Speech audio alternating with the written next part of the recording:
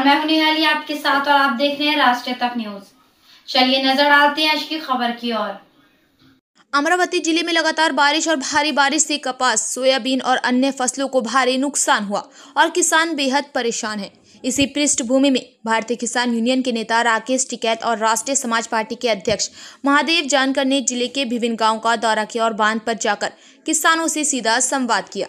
किसानों की समस्याएं सुनते हुए महादेव जानकर ने सरकार के प्रति अपनी कड़ी नाराजगी जताई। उन्होंने कहा कि किसानों को करोड़ों रुपए का नुकसान होने के बावजूद कृषि विभाग और राजस्व विभाग के अधिकारी बांध पर पंचनामा करने नहीं गए।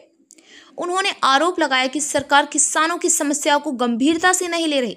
इस दौरान उन्होंने मांग की है कि कृषि को रोजगार गारंटी का दर्जा दिया जाए ताकि किसानों को सुरक्षा मिल सके। इस बीच राकेश टिकैत भी किसानों के समर्थन में मजबूती से खड़े हुए और स्पष्ट किया कि सरकार को तत्काल मदद की घोषणा करनी चाहिए। इस यात्रा से किसानों की आवाज सरकार तक पहुंचाने की संभावना बनी है।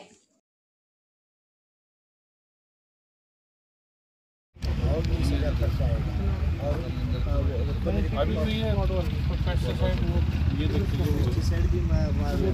पहले जैसा नहीं आ रहा है ना। तेल तो पजामा जैसा था वैसा भी है ही नहीं ना वो।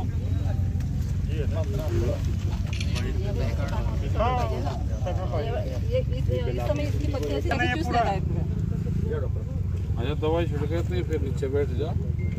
नीचे नीचे चले जाते हैं ना। वाइट फ्लाई ये मरता नहीं दवाई से। नहीं मरता नहीं है, वो नीचे चला जाता है पत्ते के। हमारे पंजाब का अभी तक यहाँ इतना पानी आना है यहाँ से। एक बार आप ये इधर आ जाओ, आप इधर आ जाओ। ये देखने को तो ये पूरा 68 शेतकऱ्यांनी आत्महत्या केलेल्या आहे। त्यामध्ये विदर्भ आणि पश्चिम उत्तर त्यामध्ये अव्वल आहे। काय सांगणार? अतिशय चिंताजनक आकडेवारी आहे। तुम्ही आता शेती बांधावर आली, शेतकऱ्यांची संवाद साधला, पाहणी केली, तुमच्या निष्कर्षामध्ये काय आढळलं, काय सांगणार? शेतकऱ्यांना देखील काय केलं पाहिजे, आत्मभान ठेवून शेतकऱ्यांनी विचार केला पाहिजे की बाबा आपल्या मुलांना प्रशिक्षण केलं पाहिजे। शेती अलाइड बिझनेस आपण उभा केला पाहिजे।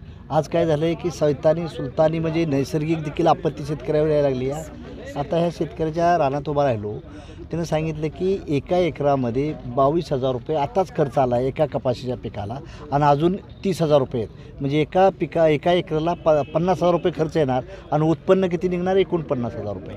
म्हणजे ही जर अवस्था, तर ह्या शेतकऱ्यांना हा पहिला प्रयोग काय केला की त्यानं पपई लावली होती, परत ना व्यापारी पीकसुद्धा घेतलं होतं, त्यात देखील त्याला अपयश आलं।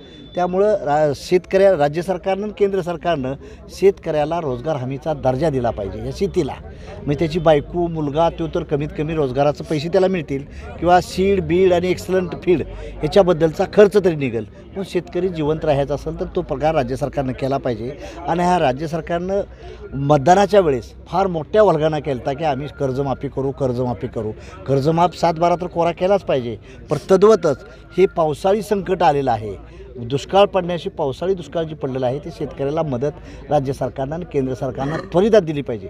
आज आम्ही फिरतोय 8 दिवस झालं, मराठवाडा, विदर्भ, पश्चिम महाराष्ट्र, खानदेश, तिथं एकही अधिकारी नीट आलेला नाही। ह्याही रानात अधिकारी कुठलाही आला नाही, पंचनाम्याला सुद्धा कोण आलं नाही। म्हणजे एवढी जर विसंगती असेल तर शेतकऱ्याची का 8 महिन्याला 1500 आत्महत्या होतात, हा रिपोर्ट आलेला आहे कृषी आयोगाचा। तर ह्या दृष्टीने ह्याचा विचार करून राज्य सरकारनं केंद्राचा लवकर मध्यम मार्ग काढला पाहिजे, नाहीतर काही खरं नाही। आज टिकेतसारखे राष्ट्रीय लेवलचे देखील लोक फिरायला लागलेत, मदत करायला लागलेत आणि साऱ्या माध्यमातून आम्ही जनतेला जागृत करण्याचा प्रयत्न करतो। राज्यामध्ये जर पाहिजे फिलहाल खबरों में इतना ही। बाकी खबरों के लिए देखते रहिए राष्ट्रीय तक न्यूज।